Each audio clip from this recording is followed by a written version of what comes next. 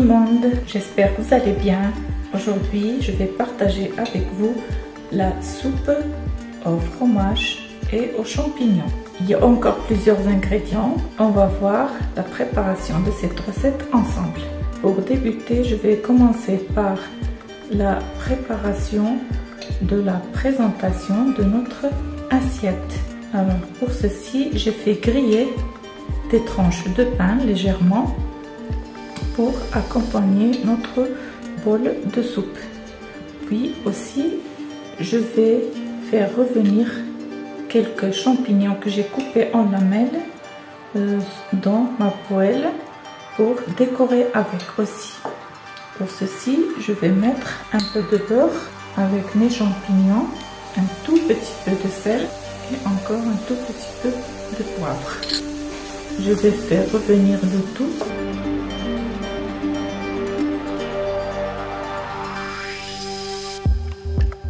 Pendant quelques minutes.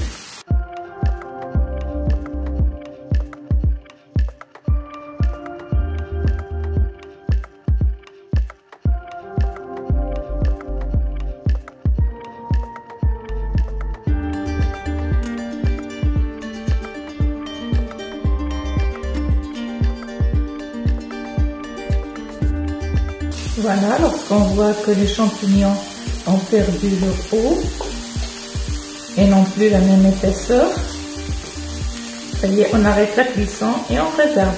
Maintenant, dans une deuxième poêle, on met encore un peu de beurre. Je vais mettre 2 échalotes coupées en tout petits dés de cette taille. Bien sûr, ma poêle est sur une plaque chauffante. Je vais mettre aussi 2 oignons frais de cette taille. Je garde un peu de la partie verte. Elle est très délicieuse. Elle donne un bon goût à la soupe.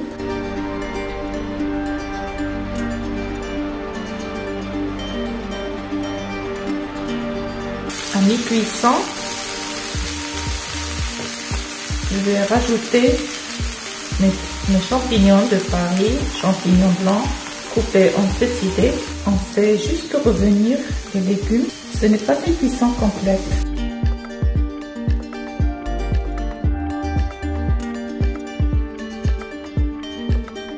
Maintenant, on réserve aussi de côté. Puis, on fait la même opération avec un blanc de poulet coupé en tout petits dés aussi, avec un tout petit peu de sel, de poivre et de gingembre. C'est des petits soupçons d'épices et de sel parce que la soupe ne doit pas être très épicée. On fait revenir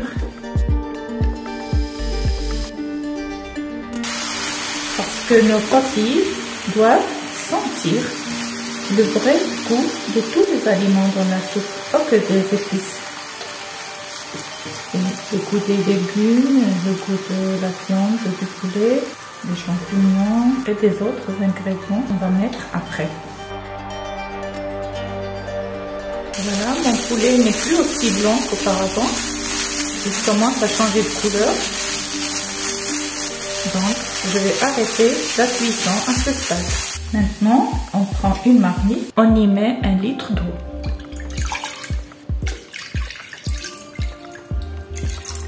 Dès que l'eau commence à bouillir, on y met nos petits dés de poulet, les oignons et les échalotes, puis les champignons.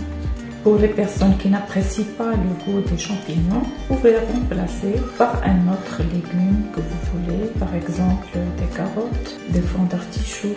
Maintenant, on va couvrir et on laisse mijoter pendant une quinzaine de minutes. En ce moment-là, je vais préparer un roux pour lier nos légumes dans la soupe. Pour ceci, j'aurai besoin de 50 g de beurre que je vais faire fondre.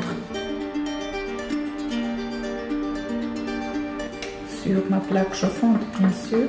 Ensuite, j'ajoute 50 g de fécule de maïs pour préparer un roux.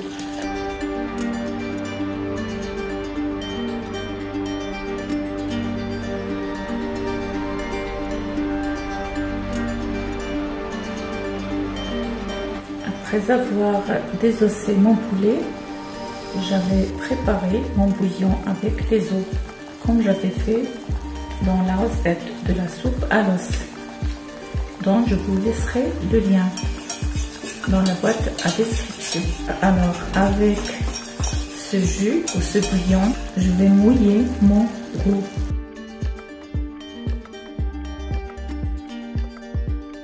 Petit à petit. Un tout petit peu de poivre, tout petit peu de sel.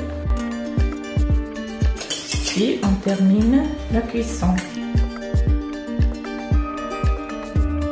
Sans arrêter de remuer pour que ça colle pas au fond de la casserole. Voilà, à ce stade d'ébullition, notre sauce est prête. On va éteindre le feu. Maintenant, j'ai mis quelques carrés de fromage à tartiner. Vous choisissez la gamme qui vous plaît. Je prends une louche et demi et je vais essayer de mixer mon fromage avec la sauce.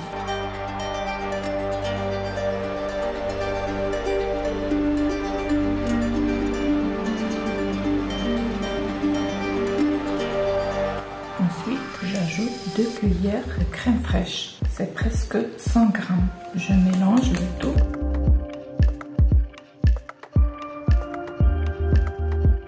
Et je réserve.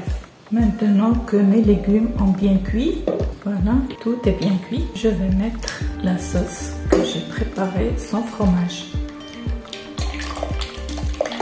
Petit à petit.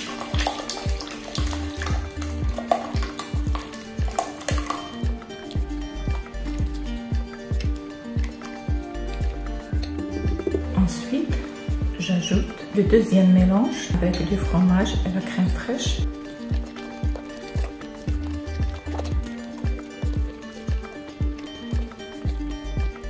À ce moment, il faut le goûter. Si ça manque, vous en rajoutez.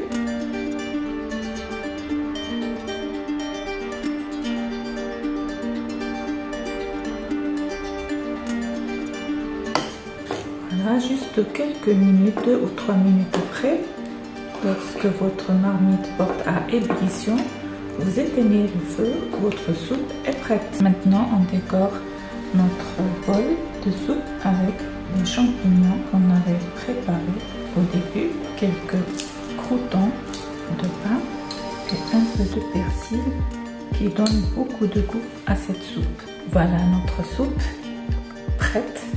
Elle est vraiment délicieuse.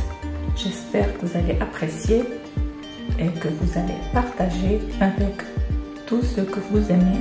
Merci pour votre visionnage. À bientôt pour une autre recette. Et d'ici là, portez-vous bien.